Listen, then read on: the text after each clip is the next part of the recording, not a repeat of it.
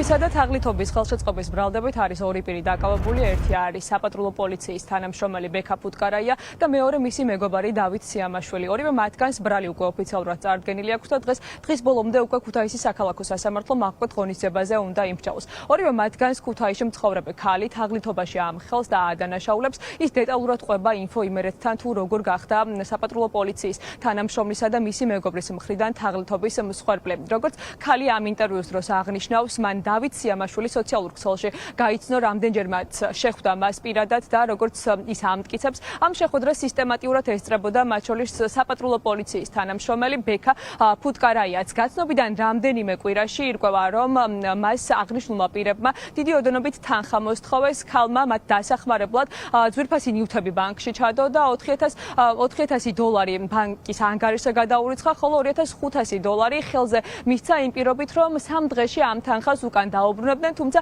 აღმოჩნდა, რომ როგორც ქალი ამტკიცებს, ეს თანხა მას უკან აღარ დაუბრუნეს. ამ შემთხვევიდან ცოტა ხნის შემდეგ ისევ თხოვეს ქალს დახმარება და ამჯერად მან მისი შვილის პირადი მონაცემები გამოიყენა იმისთვის, რომ ბანკიდან სესხი აიღო და $30,000 ასესხა აღნიშნულ პირებს, თუმცა ეს თანხაც უკან აღარ დაბრუნებია და ამის შემდგომ უკვე დაიწყო ქალმა აქტიურად აღნიშნული თანხების მოთხოვნა, რასაც მისი მტკიცებით მამაკაცების მხრიდან აგრესია მოჰყვა და დავით სიამაშვილი, როგორც ქალი ამტკიცებს, მას კბილების ჩალეწვითაც ემუქრებოდა. ქალი ახლა ითხოვს, რომ ამ აღნიშნულმა პირებმა მას თანხა უკან დაუბრუნოს, შესაბამისად სასამართლოში დაიწყო დავა აღნიშნულ საკითხზე.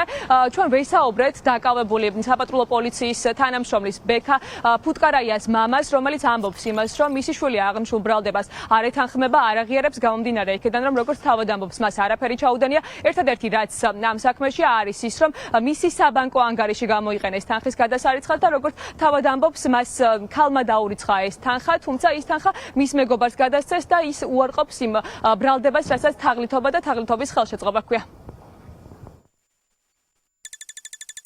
ბრალი რა აქვს წაყენებული? თაღლითობაში ხელშეწყობა. სამსახურიდან დაწერა, სადღაც იმას გამოვიდა. აი მეორე პირს იცნობდით ბატონო მერაბ დავით სიამაშვილს? ანუ მეგობარი იყო მისი, ქონდათ კომუნიკაცია? არ ვიცი, მე არანაირი ურთიერთობა მქონია. თვითონ რას ამბობს, რომ ესაუბრეთ? აღიარებს ბრალს? ვინ? ბექა. არ გაუკეთებია და რას აღიარებს? და მონაწილე რაში უნდა მიიღო მონაწილეობა ვიღაცა მისცემა ვიღაცისგან ფული. ამას რაში უნდა მიიღო? ქალიდან ზესაკათვა ფული და ამის კარდა და ჩანარიცხი და გადარარიცხია მერე იმ კაცზე.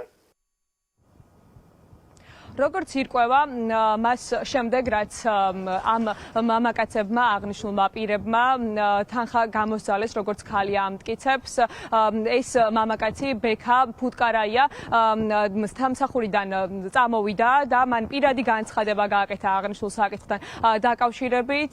მას შემდეგ რაც სამართლებრივი დავა დაიწყო აღნიშნულ საკითხზე, ახლა უკვე როგორც გითხარით, უკვე აღკვეთ ღონისძიებას ველოდებით, დღის ბოლომდე უნდა ჩაინიშნოს და მიიღოს უკვე მოსამართლემ გადაწყვეტილება თუ რა იქნება მისი მხრიდან გამოყენებული, იქნება პატიმრობა თუ მაგალითად ჯარიმა.